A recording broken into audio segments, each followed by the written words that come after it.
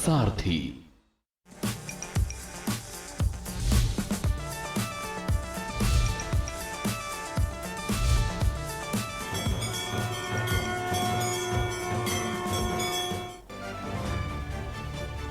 उत्तराखंड को बड़ा तोहफा, अजय टम्टा को मिली मोदी कैबिनेट में जगह, क्षेत्रीय व जातीय समीकरणों का टम्टा को मिला लाभ। 4 जिलों में 1 से 2 रुपए तक महंगा हुआ आंचल दूध, सहकारी समितियां लंबे समय से कर रही थी मांग, आम आदमियों को महंगाई का झटका। नया रिकॉर्ड बनाने की तरफ चारधाम यात्रा, 30 दिन में 19 लाख से अधिक श्रद्धालुओं ने किए दर्शन, केदारनाथ, बद्रीनाथ और यमुनोत्री में अब तक 100 की मौत।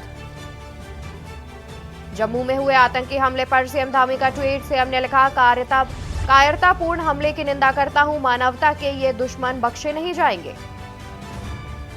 आज 2 लाख लोगों के घरों में नहीं आएगा गौला का पानी, नहर के गेट की मरम्मत कार्य के चलते सप्लाई बंद, कई इलाकों में रहेगा बिजली संकट।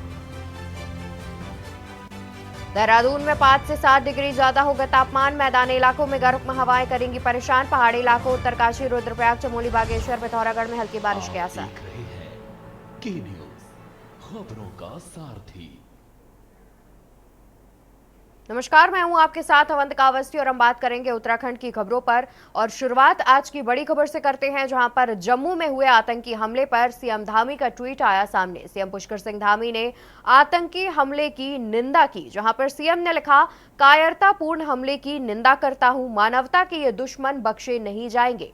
तो सीएम धामी ने जम्मू में हुए हमले पर निंदा की है और ट्वीट के माध्यम से आतंकी हमले पर निंदा करी है। तो जम्मू में हुए आतंकी हमले पर सीएम धामी का ट्वीट आया सामने।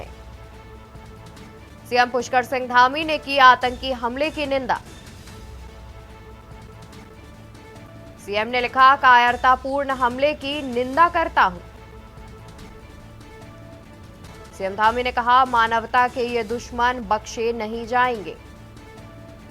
तो जम्मू में हुए आतंकी हमले पर सीएम धामी का ट्वीट आया सामने, जहां पर उन्होंने सोशल मीडिया एक्स पर ट्वीट के माध्यम से आतंकी हमले की निंदा की है।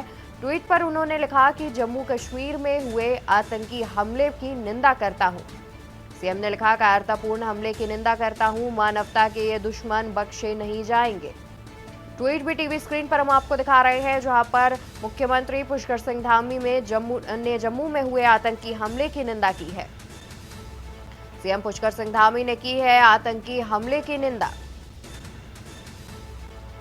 सीएम ने लिखा, कायरतापूर्ण हमले की निंदा करता हूं, मानवता के ये दुश्मन बख्शे नहीं जाएंगे। तो जम्मू में हुए आतंकी हमले पर सीएम धामी का ट्वीट आया सामने, जहां पर मुख्यमंत्री पुष्कर सिंह धामी ने आतंकी हमले की निंदा की है। आतंकी हमले की निंदा करते हुए सीएम ने लिखा, कायरतापूर्ण हमले की निंदा करता हूं, मानवता के ये दुश्मन बख्शे नहीं जाएंगे। जम्मू में हुए आतंकी हमले पर सीएम धामी का ट्वीट आया सामने। सीएम पुष्कर सिंह धामी ने आतंकी हमले की निंदा।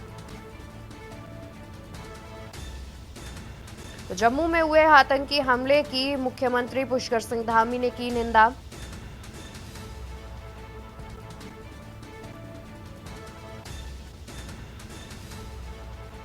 जम्मू में हुए आतंकी हमले की सीएम धामी ने की निंदा।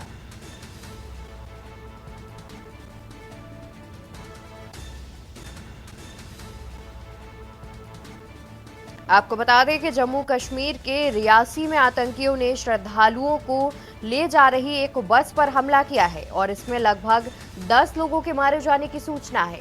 इस आतंकी हमले को लेकर के सीएम पुष्कर सिंह धामी का ट्वीट भी सामने आया है, जिसमें उन्होंने आतंकी हमले की निंदा की है। आतंकी हमले की निंदा करते हुए मुख्यमंत्री पुष्कर सिंह धामी ने लिखा कि कायरतापूर्ण हमले की निंदा करता हूं, मानवता के ये दुश्मन बख्शे नहीं जाएंगे। आपको बता दें कि नई दिल्ली में चल रहे शपथ ग्रहण समारोह के दौरान रियासी जिले के कंदा इलाके में यह अटैक हुआ, जिसमें करीब 10 लोग जो है उनकी मौके पर मौत हो गई है और कई अन्य लोग घायल बताए जा रहे हैं।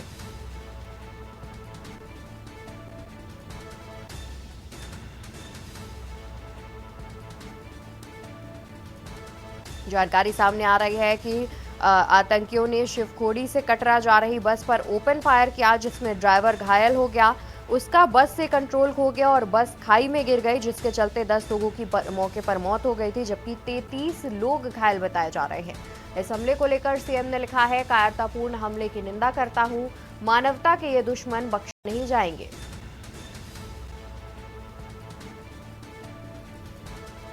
तो जम्मू में हुए आतंकी हमले पर सीएम पुष्कर सिंह धामी का ट्वीट आया सामने, जहां पर सीएम पुष्कर सिंह धामी ने आतंकी हमले की निंदा की और सीएम ने निंदा करते हुए लिखा, कायरतापूर्ण हमले की निंदा करता हूं, मानवता के ये दुश्मन बख्शे नहीं जाएंगे।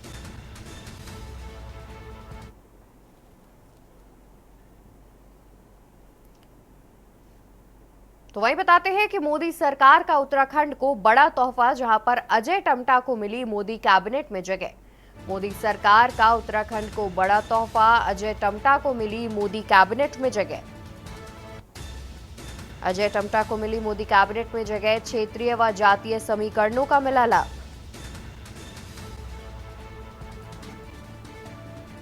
टम्टा मोदी 3.0 सरकार में हुए शामिल। मोदी सरकार का उत्तराखंड को बड़ा तोहफा, अजय टम्टा को मिली मोदी कैबिनेट में जगह।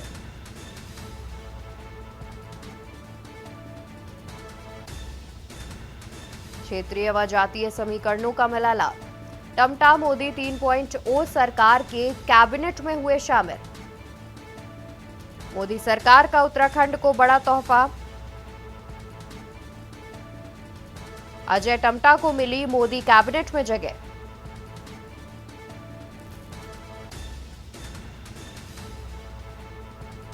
आपको बता दें कि अजय टम्टा को मोदी कैबिनेट में जगह मिली है। टम्टा मोदी 3.0 सरकार के कैबिनेट में शामिल हुए हैं। मोदी को तीसरी बार प्रधानमंत्री पद की शपथ लेने के बाद अल्मोड़ा संसदीय सीट से सांसद अजय टम्टा को एनडीए सरकार में मंत्रिमंडल में जगह मिली है, जिसके बाद भाजपा कार्यकर्ताओं में, खास तौर पर उत्तराखंड के भाजपा कार्यकर्ताओं में खुशी की लहर देखने को मिली।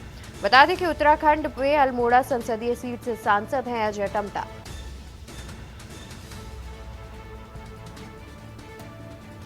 मोदी सरकार का उत्तराखंड को बड़ा तोहफा, अजय टम्टा को मिली मोदी कैबिनेट में जगह। अल्मोड़ा संसदीय सीट से सांसद हैं अजय टम्टा। क्षेत्रीय और जातीय समीकरणों का अजय टम्टा को मिला लाभ। टम्टा मोदी 3.0 सरकार के कैबिनेट में भी शामिल।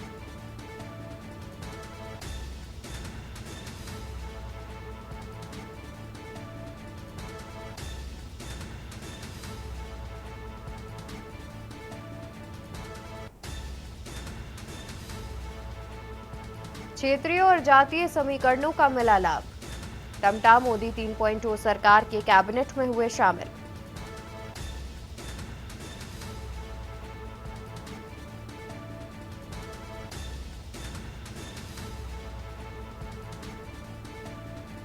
उत्तराखंड की अल्मोड़ा सीट से लगातार तीसरी बार जीत दर्ज कर हैट्रिक लगाने वाले अजय टम्टा को मोदी कैबिनेट में राज्य मंत्री की जगह मिलने पर देर रात भाजपा कार्यकर्ताओं ने अल्मोड़ा में जश्न का माहौल बनाया। बता दें कि अजय टम्टा को केंद्रीय मंत्रिमंडल में शामिल किए जाने पर बीजेपी कार्यकर्ताओं ने मिठाई बांटी और जोरदार आतिशबाजी कर खुशी का इजहार किया।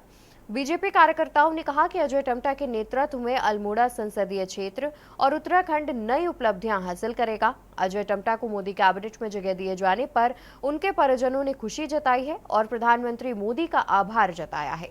अजय टम्टा 2014 में मोदी कैबिनेट का हिस्सा रह चुके हैं। उन्होंने केंद्रीय कपड़ा राज्य मंत्री का दर्जा दिया गया था। बढ़ेंगे खबरों में आगे, जहां पर ठीक है, उससे पहले आपको बता देते हैं जहां पर मोदी कैबिनेट में अजय टम्टा को जगह दी गई है और उत्तराखंड में बीजेपी कार्यकर्ताओं में काफी खुशी का माहौल देखा जा रहा है। अल्मोड़ा संसदीय सीट से सांसद हैं अजय टम्टा, जहां पर उन्होंने लगातार तीसरी बार अल्मोड़ा सीट से जीत दर्ज कराई है। एक भारी अंतर के साथ वो जीते हैं। उन्होंने हैट्रिक लगाई है, जिसके बाद उन्हें मोदी कैबिनेट में जगह दी गई, जिसको लेकर के अल्मोड़ा और साथ ही पूरे उत्तराखंड में भाजपा कार्यकर्ताओं में खुशी की लहर है। और देर रात भाजपा कार्यकर्ताओं ने खुशी मनाई और मिठाई भी बांटी। साथ ही आप आप जिस तरीके से तस्वीरें देख सकते हैं, यहाँ पर बीजेपी कार्यकर्ता काफ़ी खुश नजर आ रहे हैं। उन्होंने मिठाई बांटकर अपनी खुशी का इजहार किया, आतिशबाजी भी की और इस दौरान नारे लगाते हुए भी नजर आ रहे हैं। तस्वीरों में आप देख सकते हैं कि भाजपा कार्यकर्ता किस कदर खुश दिख रहे हैं। अजय भाई का बड़ा भाई हूँ और मुझे बहुत खुशी है, मेरे परिवार को खुशी है कि भारतवर्ष में वो मंत्री बन रहे हैं और मोदी जी का बहुत बहुत धन्यवाद यहाँ पर करता हूँ। धन्यवाद। आज आदरणीय अजय टम्टा जी को मोदी जी की कैबिनेट में जो पहली बार में ही स्थान मिला है, उसके लिए मैं अपने राष्ट्रीय अध्यक्ष जी का, अपने प्रधानमंत्री जी का, अपने प्रदेश के मुख्यमंत्री जी का धन्यवाद करता हूं। अल्मोड़ा में आज सब कार्यकर्ताओं में इतना उत्साह है, जिस उत्साह से कार्यकर्ताओं ने उनको विजय बनाने में कार्य किया। आज सारे कार्यकर्ता अल्मोड़ा नगर के हमारे एक स्थान पर एकत्रित होकर के मिष्ठान वितरण कर उनको बधाई दे रहे हैं। हम सब लोगों के लिए बहुत ही खुशी का समाचार है। हमारे बहुत ही कर्मठ, बहुत ही योग्य और जिनकी बहुत अच्छी कार्य पद्धति है, बहुत अच्छा अनुभव जिनके पास है, ऐसे हमारे बहुत ही सुशील हमारे भाई, हमारे पार्टी के बहुत पुराने कार्यकर्ता आज हमारे सांसद के रूप में यहाँ से चुन के गए, तो उनको माननीय नरेंद्र मोदी जी के पहले मंत्रिमंडल की पहली लिस्ट सूची में स्थान मिला है। ये हम सब के लिए, अल्मोड़ा वासियों के लिए, अल्मोड़ा संसदीय वासियों के लिए, पूरे उत्तराखंड वासियों के लिए, पूरे भारतवर्ष के लिए एक ऐसे युवा नेता के रूप में जो आज हमको मंत्रिमंडल में सम्मिलित हुए हैं, हम सब के लिए बहुत ही। तो वहीं आपको बता दें, जहां पर आंचल डेयरी ने ग्राहकों को दिया बड़ा झटका, 4 जिलों में 2 रुपए तक महंगा हुआ आंचल दूध। आंचल डेयरी ने ग्राहकों को दिया बड़ा झटका, 4 जिलों में 2 रुपए तक महंगा हुआ आंचल दूध। सहकारी समितियां लंबे समय से कर रही थी मांग। सहकारी समितियां लंबे समय से कर रही थी मांग, आम आदमियों को लगा महंगे दूध का झटका। आंचल डेयरी ने ग्राहकों को दिया बड़ा झटका, 4 जिलों में 2 रुपए तक महंगा हुआ आंचल दूध। सहकारी समितियां लंबे समय से कर रही थी मांग, आम आदमियों को लगा महंगे दूध का झटका। आंचल डेयरी ने ग्राहकों को दिया बड़ा झटका, जहां पर 2 से 3 राज्यों में आंचल डेयरी ने 2 रुपए तक महंगा किया दूध। 4 जिलों में 2 रुपए तक महंगा हुआ आंचल दूध। और सहकारी समितियां लंबे समय से दाम बढ़ाने की मांग कर रही थी, जिसके बाद 4 जिलों में दाम बढ़ा दिए गए हैं। अब आम आदमियों को लगा है महंगे दूध का झटका। आंचल डेयरी ने ग्राहकों को दिया बड़ा झटका, 4 जिलों में 2 रुपए तक महंगा हुआ आंचल दूध। 4 जिले में 2 रुपए तक महंगा हुआ आंचल दूध। बता दें कि बीते दिनों अमूल ने भी अपने दूध में करीब 2 से 3 रुपए की बढ़ोतरी की थी। अमूल ने भी अपने डेयरी प्रोडक्ट्स में बढ़ोतरी की थी, खासतौर पर दूध में करीब 2 रुपए की बढ़ोतरी की गई थी। और उसके बाद आंचल दूध ने भी 4 जिलों में 2 रुपए की बढ़ोतरी की है। दामों में 2 रुपए की बढ़ोतरी की गई है। 4 जिलों में 2 रुपए तक महंगा हुआ है आंचल दूध। सहकारी समितियां लंबे समय से कर रही थी मांग, आम आदमियों को लगा महंगे दूध का झटका। खबर उत्तरकाशी से, जहां पर नया रिकॉर्ड बनाने की तरफ चारधाम यात्रा। 30 दिन में 19 लाख से अधिक श्रद्धालुओं ने किए चारधाम के दर्शन। तो वहीं केदारनाथ, बद्रीनाथ, यमुनोत्री में अब तक 100 लोगों की मौत की भी बात सामने आई है। चारधाम में लगातार बढ़ रही है श्रद्धालुओं की संख्या, तो एक नया रिकॉर्ड कायम करने की ओर है, जहां पर चारधाम में लगातार श्रद्धालुओं की संख्या बढ़ रही है। बीते 30 दिनों में 19 लाख से ज्यादा श्रद्धालुओं ने दर्शन कर लिए हैं। तो 30 दिन में 19 लाख से अधिक श्रद्धालुओं ने किए दर्शन। केदारनाथ, बद्रीनाथ, यमुनोत्री में अब तक 100 लोगों की हुई मौत। चारधाम में लगातार बढ़ रही है श्रद्धालुओं की संख्या। खबर उत्तरकाशी से, जहां पर नया रिकॉर्ड बनाने की तरफ चारधाम यात्रा। 30 दिन में 19 लाख से अधिक श्रद्धालुओं ने किए दर्शन। केदारनाथ, बद्रीनाथ, यमुनोत्री में अब तक 100 श्रद्धालुओं की हुई मौत।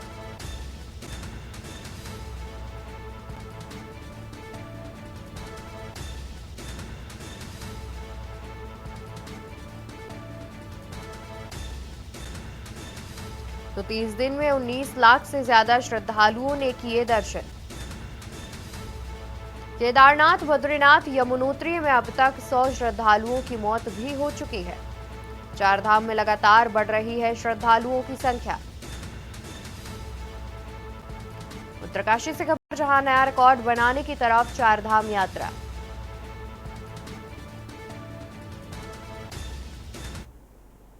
तो वहीं देहरादून में 5 से 7 डिग्री ज्यादा होगा तापमान। मैदानी इलाकों में गर्म हवाएं चलने की चेतावनी।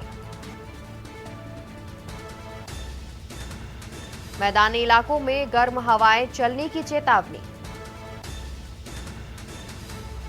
पहाड़ी इलाकों में हल्की बारिश का अलर्ट जारी।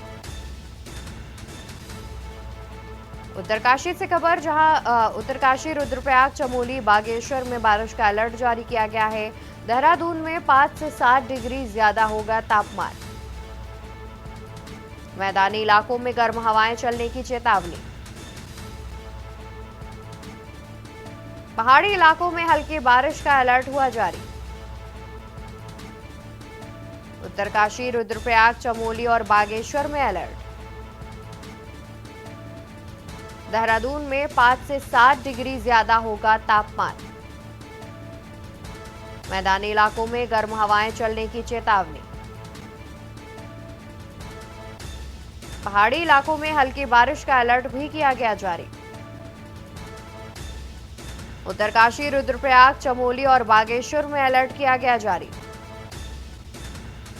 देहरादून में 5 से 7 डिग्री ज्यादा होगा तापमान। मैदानी इलाकों में गर्म हवाएं चलने की चेतावनी। पहाड़ी इलाकों में हल्की बारिश का अलर्ट हुआ जारी। उत्तरकाशी, रुद्रप्रयाग, चमोली और बागेश्वर में अलर्ट हुआ जारी। देहरादून में 5 से 7 डिग्री ज्यादा होगा तापमान। मैदानी इलाकों में गर्म हवाएं चलने की चेतावनी। पहाड़ी इलाकों में हल्की बारिश का अलर्ट किया गया जारी। उत्तरकाशी, रुद्रप्रयाग, चमोली और बागेश्वर में अलर्ट किया गया जारी। बता दें कि देहरादून में 5 से 7 डिग्री ज्यादा होगा तापमान। मैदानी इलाकों में गर्म हवाएं चलने की चेतावनी हुई जारी। पहाड़ी इलाकों में हल्की बारिश का अलर्ट जारी। उत्तरकाशी, रुद्रप्रयाग, चमोली और बागेश्वर में अलर्ट। देहरादून में 5 से 7 डिग्री ज्यादा होगा तापमान। मैदानी इलाकों में गर्म हवाएं चलने की चेतावनी जारी।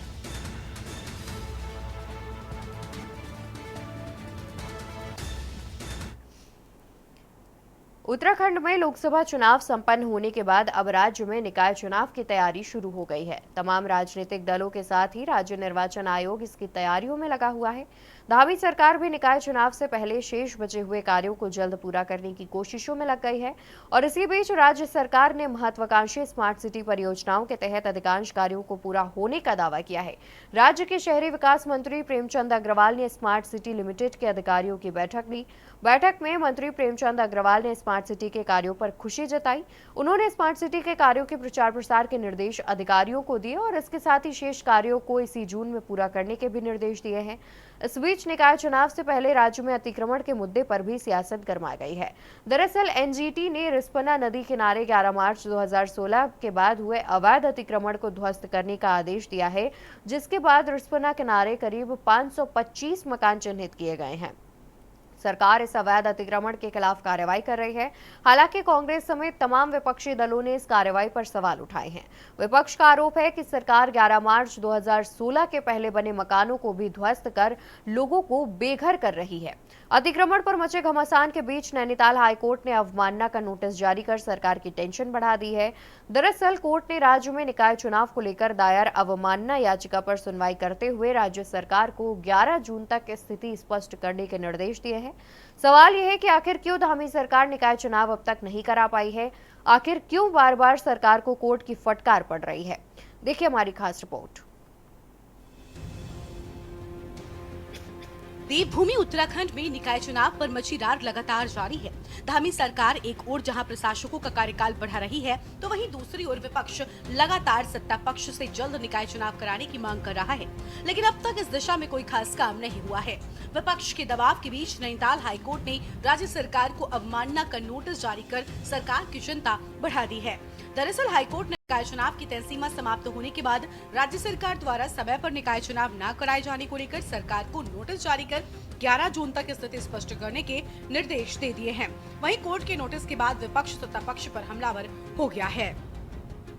देखिए, जहां तक नगर पंचायत है, नगर परिषद हैं या फिर साथ में जो नगर निगम है, उनका जो चुनाव होना था वो 2 दिसंबर को कंक्लूड हो जाना चाहिए था, 2 दिसंबर 2023 को। और इन्होंने 30 नवंबर 2023 को प्रशासकों की नियुक्ति का आदेश जारी कर दिया स्टेट गवर्नमेंट ने, तो जिसके खिलाफ यहाँ पर हाईकोर्ट में रिट याचिका दाखिल की, मतलब PIL जिसको हम कहते हैं। तो उसमें माननीय न्यायालय के सामने 2 बार हमारे जो सरकार की तरफ से विद्वान एडवोकेट जनरल जो हैं उनके द्वारा स्टेटमेंट आया था कि जो कानून है जिसमें कि 6 महीने से ज़्यादा प्रशासकों के कार्यकाल को हम नहीं बढ़ा सकते, तो हम इसी 6 महीने के दौरान यानी 2 जून से पहले करा लेंगे। सरकार लगातार कोर्ट के आदेशों की अवहेलना कर रही है, इसमें कोई दो राय नहीं है। चाहे उद्यान घोटाले में आपने देखा CBI जांच के आदेश हुए, लेकिन सरकार जो है सुप्रीम कोर्ट पहुंच गई। अब जो है निकाय चुनाव जो है समय पे कराने की बात हुई, तो उसमें भी जो है अधिकारियों ने प्रशासकों का कार्यकाल बढ़ा दिया, जो है चुनाव नहीं कराए। तो ये लगातार मनमानी हो रही है। सहकारिता चुनाव में भी कोर्ट ने आदेश दिए थे, उसमें भी सरकार ने मनमानी की। तो माननीय हाईकोर्ट मुझे लगता है कि सरकार की इस मनमानी को गंभीरता से लेगा और निश्चित तौर पर जो है स्पष्ट आदेश प्रदेश सरकार को देगा। देखिए, बीच में लोकसभा चुनाव की आचार संहिता लगी हुई थी और उस समय सभी राजनीतिक दल भी लगे थे, प्रशासनिक तंत्र भी लोकसभा चुनाव की तैयारी में लगा हुआ था। इस कारण से उस समय स्थानीय निकाय के चुनाव नहीं हो पाए।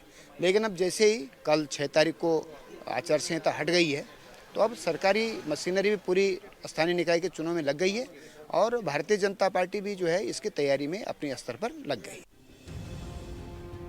बता दें कि प्रदेश के 100 नगर निकायों का 5 साल का कार्यकाल पिछले साल 2 दिसंबर को खत्म होने के बाद सरकार ने इन्हें प्रशासकों के हवाले कर दिया था। इसके बाद भी धामी सरकार ने एक बार फिर प्रशासकों का कार्यकाल बढ़ा दिया है। विपक्ष का आरोप है कि सरकार हार के डर से निकाय चुनाव कराने से बच रही है। वहीं धामी सरकार निकाय चुनाव से पहले शेष बचे विकास कार्यों को पूरा कराने में लगी हुई है। इस बीच सरकार का दावा है कि जून 2024 तक स्मार्ट सिटी के शेष कार्यों को पूरा कर लिया जाएगा। वहीं इस बीच विपक्षी दलों के अतिक्रमण के खिलाफ चलाए जा रहे अभियान पर भी सवाल उठाए हैं। देखिए, स्मार्ट सिटी का काम जो पिछले कायम समय से हमारे यहाँ चल रहा था और मुझे खुशी है इस बात की हम जून 2024 जो निर्धारित समय हमारा है उस समय तक हम इसका पूरा करेंगे। अभी जो काम हमारे चल रहे हैं, जैसे सीवरेज का कुछ काम चल रहा है, कहीं PWD के थोड़े बहुत काम चल रहे हैं, ऐसे ही हमारे यहाँ जो सिंचाई के द्वारा जो काम हमारे यहाँ ड्रेनेज के थे वो चल रहे हैं। और अभी तक मैंने इनसे कहा 20 जून तक इसे कंप्लीट करना है, ताकि 20 जून के बाद मानसून यदि आएगा तो काम फिर और बढ़ेगा, मतलब लिंगर ऑन होगा। आज माननीय मंत्री जी से हम लोग मिले, विपक्षी दलों को लोग, जन संगठनों को लोग, और हमारी मुख्य मांग थी कि जो बेदखली जो मकान तोड़े जा रहे हैं वो कानून के तहत हो, और उसमें ये ना हो कि आज सुबह आप हमारे घर में आ गए, हमको आपने नोटिस भी नहीं दिया या 2 दिन पहले नोटिस दे दिया और सुबह आ गए तोड़ने। ये कानून का राज नहीं है। ये एक तरीके से ये जो बुलडोजर कल्चर है, ये बुलडोजर कल्चर नहीं होना चाहिए। कुल मिलाकर लोकसभा चुनाव संपन्न होने के बाद राज्य में अब आगामी चुनाव की तैयारी शुरू हो गई है। सरकार एक ओर जहां विकास कार्यों को जल्द पूरा कर निकाय चुनाव में इसका लाभ लेने की कोशिश करेगी, तो वहीं दूसरी ओर विपक्ष अतिक्रमण के मुद्दे पर सरकार को घेर अपनी सियासत चमकाने की कोशिश कर रहा है। वहीं इस बीच कोर्ट के नोटिस ने सरकार की टेंशन बढ़ा दी है। ऐसे में देखना होगा सरकार कोर्ट में इसका क्या जवाब देती है। सवाल ये भी है कि आखिर क्यों बार बार सरकार निकाय चुनाव को टाल रही है। आखिर कोर्ट में हलफनामा देने के बाद भी सरकार अब तक निकाय चुनाव क्यों नहीं करा पाई। सवाल ये भी है कि क्या सरकार मौजूदा समय सीमा में निकाय चुनाव कराने के लिए तैयार है या नहीं। Uttarakhand desk report.